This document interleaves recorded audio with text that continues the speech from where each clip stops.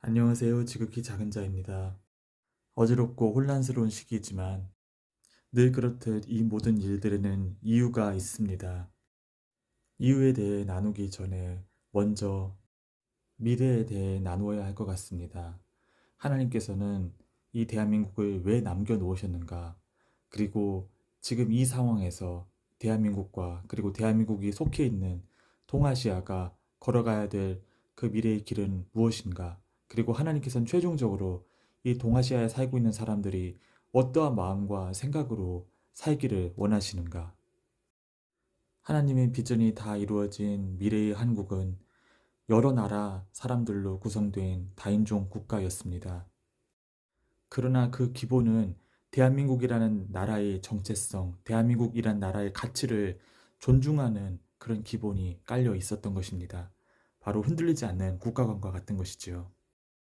그 국가관이 존중되면서 사람들은 자유민주주의 혜택을 누리고 뿐만 아니라 공산주의 그리고 전체주의에 대해 극도의 경계감을 갖고 있는, 말하자면 누구든지 공산주의 이상을 설파하거나 뭐 사회주의로 전진하자 이런 이야기로 사람들을 선동한다면은 그 즉시로 그냥 사람들이 다 쓸데없는 말들로 치부해버리는 그 정도로 사회주의에 대한 강력한 반감이 존재하는 사회였습니다. 그러나 이와 같은 결과를 도출해내려면 무엇이 있어야 되겠습니까? 바로 사회주의가 실행이 되었을 때 사회주의 어떤 정책들이나 사회주의 어떤 이념들이나 이상들이 실제로 그 사회에 구현됐을 때 얼마나 사회가 망가지는가, 얼마나 그 사회가 피폐해지고 희망을 잃어가게 되는지를 모든 사람들이 처절하게 경험하고 깨닫지 않으면 바로 그와 같은 아웃풋이 나오지 않는 것입니다. 그리고 그와 같은 역사적 결과물을 받아든 사람들이 바로 전 세계를 무대로 준비되고 있는 세계 공산주의, 세계 전체 단일주의에 반대할 수 있는 것입니다. 지금 시진핑 통치하에 중국이 경험하고 있는 급격한 사회 붕괴와 그리고 대한민국이 문재인 치하에 경험하였던 정말 그런 끔찍스러운 일들로 인해서 지금 엄청난 내용을 겪고 있는 것들도 바로 이 하나님이 큰 계획 안에 있는 것들인 것입니다. 그것은 바로 이런 사회주의, 공산주의, 전체주의, 통제사회, 단일 시스템 사회에 대한 강력한 반감과 이것은 절대 일어나서는 안 될 일이라는 분명한 역사적 결론, 역사 의식이 이러한 아픈 경험들 가운데 싹터야 하기 때문인 것입니다. 통일이 급격한 혼란 가운데 일어나게 될 것이라는, 갑자기 일어나게 될 것이라는 그런 주님의 감동을 떠올려 봅니다. 이 혼란을 추동하고 폭증시키려는 세력이 바로 사회주의 추종 세력이었다는 것을 우리는 지난 탄핵 국면을 통해 알 수 있었습니다. 만약 윤석열 대통령께서 헌법재판소의 판결이 당초 계획대로 기각이 되었더라면 이 끔찍한 혼란은 아마 지금 한창 진행되고 있을지도 모르겠습니다. 대선 국면이라는 것에 접어들었습니다.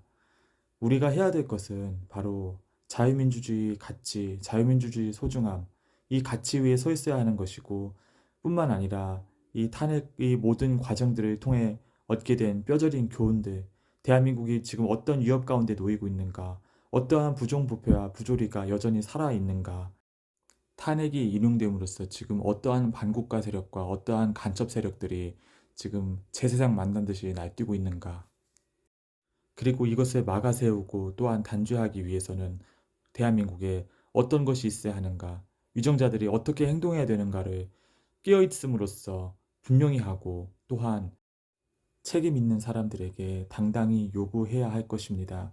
그럼으로써 이러한 목소리들이 한데 모아지고 자연스럽게 수렴이 됨으로써 하나님의 구원의 손길을 기다리는 것이야말로 지금 우리가 할 수 있는 최선인 것입니다.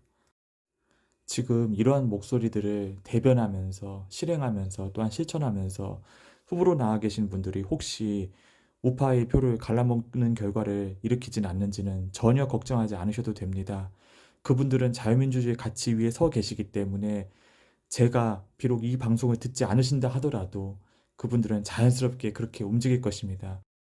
우리가 중보해야 하는 것은 지금 진행되고 있는 국민의힘 경선 가운데 한 사람은 절대로 대표 자리에 서서는 안 됩니다. 그 사람을 관리하고 있는 뒷세력은 정말 악한 세력들인데 그들은 그 사람이 "너는 한국의 마크롱이 될 수 있어. 한국의 트리도가 될 수 있어." 라면서 그 사람을 주동질하고 관리하고 조언을 주고 적절할 때 힘을 제공하는 그런 관리하에 그 사람을 놓고 있습니다. 그런데 그 관리 세력이 하고자 하는 일들은 바로 그를 통해서 예전 문재인이 했었던 일들을 우파의 탈을 쓰고 그대로 진행하고자 그 사람을 그렇게 키워놓는 것입니다. 이제는 조금이라도 뜻이 있고 깨어있는 사람들이라면 부정선거가 예비되고 있다는 사실은 너무나 잘 알고 있습니다. 부정선거에서 가장 중요한 것은 시나리오입니다. 이 사람이 높은 득표를 얻었다는 결과값을 도출해내기 위해서 여론조사로 밑밥을 깐다든지 혹은 그 사람이 1년 전에 혹은 2년 전에 이만큼이나 득표를 했기 때문에 지금 그와 같은 결과가 일어나는 것은 당연하다라는 그와 같은 밑밥을 깔기 위해서 뉴스와 여론 조작이 진행되는 것이죠. 얼마 전 뇌물죄로 인해 자신의 안위가 흔들리자 급한 마음에 서울에 올라왔다가 귀향한 그 사람은 자신의 안위를 보장받고 싶어 했습니다. 자신의 안위가 보장되려면은 그를 지켜주고 덮어줄 수 있는 사람이 혹은 그들이 관리하는 세력이 높은 자리를 차지하고 대통령 선거에 당선돼야 한다는 것은 너무나 분명한 것입니다.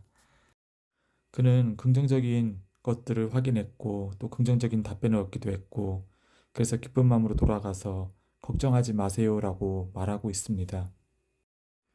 그것은 만약에 지금 가장 유력한 대선 주자가 자신과 자신의 뒷세력의 말을 듣지 않는다면 끝까지 대립을 하고 척을 세운다면 그를 내리고 바로 지금 제가 경계하고 있는 그 인물이 대통령이 될 수 있도록 밀어 올릴 수 있는 그런 가능성이 충분히 있고 그럴 만한 여력과 계획이 있다는 사실을 확인함으로 인해서 걱정하지 마세요라고는 말을 할 수 있는 것입니다. 그럼에도 불구하고 우리는 절대 일희일비하지 않아야 할 것입니다. 그저 자유민주주의에 서 있으면 누가 꼼수를 부리고 있는지, 누가 거짓된 말을 하고 있는지, 누가 간첩인지, 누가 대한민국을 흔들려고 하고 있는지, 누가 이상한 정책을 펼치고 있는지, 정당 예전에 어떤 세력이었는지 여부를 떠나서 그가 지금 하고 있는 일이 대한민국을 무너뜨리고 있는지, 세우고 있는지 분별할 수 있는 것입니다. 그러나 사람을 쫓는다면 특히 그 사람이 나에게 주는 호감이나 어떤 시원한 감동, 쾌활한 느낌, 이런 정말 주관적인 요소를 쫓는다면 우리는 넘어지고 실족하고 무너질 수밖에 없는 것입니다. 그렇게 추상적인 이미지를 추종하고 뭔가 실체 없는 확신을 추종한 결과 대한민국은 오늘날과 같은 끔찍한 혼란에 빠져들게 된 것입니다. 아, 저 사람은 정의로운 사람이야. 아, 저 사람 용기 있는 사람이야. 저 사람 잘생겼어. 그래서 얻은 게 무엇입니까? 비록 어려움과 혼란은 있겠지만 이 혼란 너머의 최종적인 그림은 바로 자유민주주의 가치의 소중함을 너무나 절실히 깨달은 수많은 동아시아인들이 자유민주주의로의 통일을 바라는 그림인 것입니다. 우리는 그 그림이 지금이 이 대한민국의 역사 너머를 통해 반드시 이루어질 것을 바라보아야 하는 것입니다. 그래야 했을 때 지금 대한민국에 필요한 리더는 바로 한미일 동맹을 강화하고 자유민주주의 가치 위에 대한민국을 정비할 수 있는 그러한 리더십이 필요한 것입니다. 바로 윤 어게인인 것입니다. 이 메시지를 특정한 사람을 추종하는 어떤 구호로서 삼는 것이 아니라 바로 대한민국의 자유민주주의를 지키고 발전시키고 이에 반대하고 이를 부수려고 하는 악한 세력들을 경계하고 차단하고 그리고 구별할 수 있는 근거와 지표로 삼는다는 것이 바로 비상계엄과 탄핵 사태가 우리에게 남긴 소중한 역사적 교훈인 것입니다. 그리고 우리가 이 가치 위에 서 있는 한, 이를 절대 포기하지 않는 한, 우리는 결코 지지 않습니다. 오늘 방송 여기까지 하겠습니다. 감사합니다.